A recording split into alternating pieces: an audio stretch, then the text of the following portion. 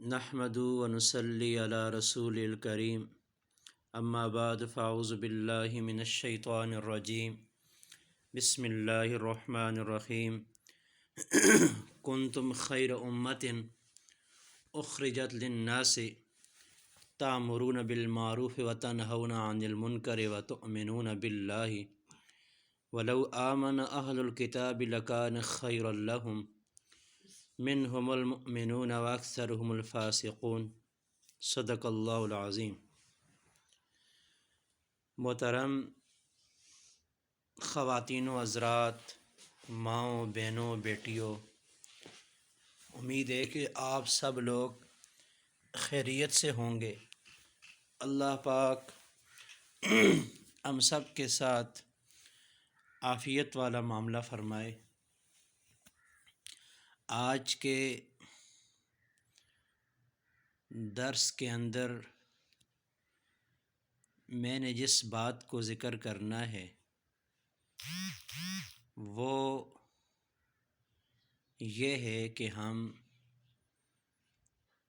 اچھے اعمال کریں، برے اعمال سے بچیں۔ اس کو کہتے ہیں کہ اپنے آپ کو پاک رکھنا، اور دوسرے نمبر پر یہ ہے کہ ہم دوسروں کو اچھے کام کی دعوت دیں اور برے کام سے ان کو روکیں۔ داعی کے ساتھ اللہ کی مدد ہوتی ہے۔ دعوت دینے والا انسان، سب سے بڑی بات تو یہ ہے کہ اللہ پاک اسے اچھے کاموں کی توفیق دیتے ہیں۔ جو کسی کو اچھے کام کی دعوت دیتا ہے، اللہ پاک اسے بھی اچھے کاموں کی توفیق دیتے ہیں، اور جو کسی کو برے کام سے روکتا ہے، اللہ پاک اسے بھی برے کام سے بچاتے ہیں۔ لیکن اس کے مد مقابل جو کسی کو اچھا کام کرتا ہوا دیکھتا ہے اور خوش ہوتا ہے، تو اللہ پاک اسے بھی اس کا ثواب عطا فرماتے ہیں کہ دیکھو جی، یہ بندہ کسی کے اچھے کام کرنے سے خوش ہو رہا ہے۔ اور جو بندہ برا کام کرتا ہے اور اس کے برے کام کی وجہ سے وہ خوش ہوتا ہے، تو اللہ پاک اس برائی کے برابر اسے بھی گناہ دیتے ہیں، اور آخرت کے اندر اس کو بھی اس کی جزا سزا ملے گی۔ تو میرے دوستو، دنیا کے اندر ہم نے کچھ وقت کے لیے رہنا ہے، ہم مسافر ہیں۔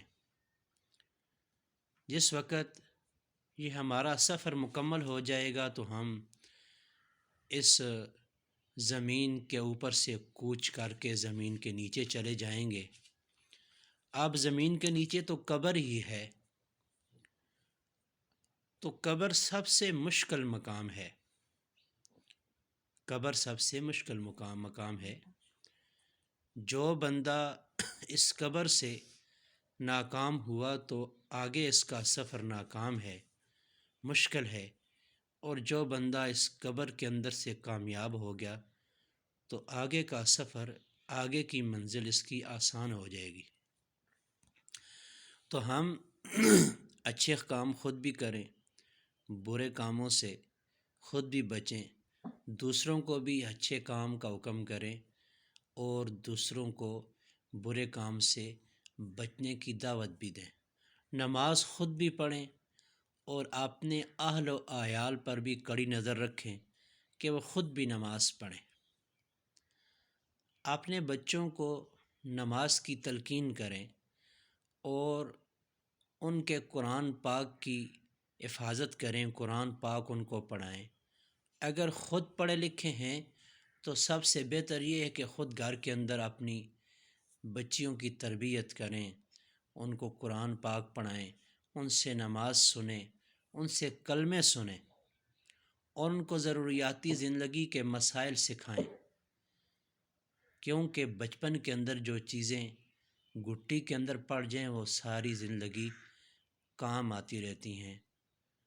تو جتنا انسان اپنی وسعت اور طاقت کے مطابق دین میں کوشش کرتا ہے، اللہ پاک اس کے اس کام کے اندر برکت عطا فرماتے ہیں، کیونکہ اللہ پاک کو اپنا دین بڑا عزیز ہے۔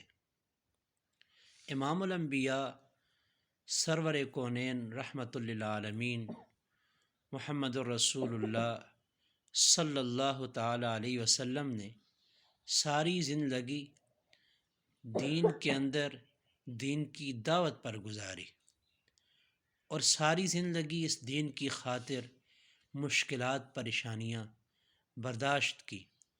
آپ دیکھیں کئی جنگیں ہوئیں، کیا کچھ ہوا، یہ صرف اور صرف دین اسلام کے غلبے کی خاطر ہوا۔ تو اللہ پاک کو اپنا دین بڑا عزیز ہے، اور جو اس دین کی حمایت کرتا ہے، کوشش کرتا ہے، اللہ پاک کو وہ محبوب ہوتا ہے۔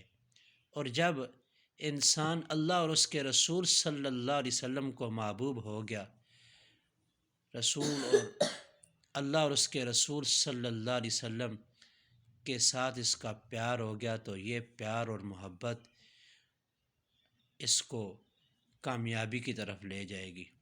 تو ہم نماز کی پابندی کریں۔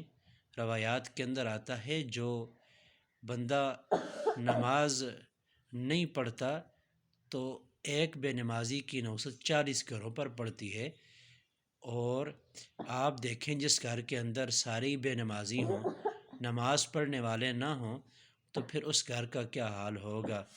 اس کو کوئی بربادی سے اور خرابی سے اور نوست سے کوئی بھی نہیں روک سکتا۔ تو اس لیے ہم پریشانیوں سے بچنے کے لیے اللہ اور اس کے رسول صلی اللہ علیہ وسلم کے طریقوں کے مطابق زندگی گزاریں۔ اللہ پاک فرماتے ہیں کنتم خیر امۃ اخرجت للناس، تم سب سے بہترین امت ہو، اخرجت للناس، تم کو لوگوں کے لیے نکالا گیا ہے، تأمرون بالمعروف وتنہون عن المنکر، تأمرون بالمعروف اچھے کاموں کا حکم کرتے ہو، وتنہون عن المنکر اور برے کاموں سے روکتے ہو۔ اللہ پاک ہم سب کو اچھے کاموں کی توفیق دے، برے کاموں سے محفوظ رکھے، اور دوسروں کو بھی اچھے کاموں کی دعوت دینے کی توفیق دے، اور دوسروں کو برے کاموں سے روکنے کی توفیق دے۔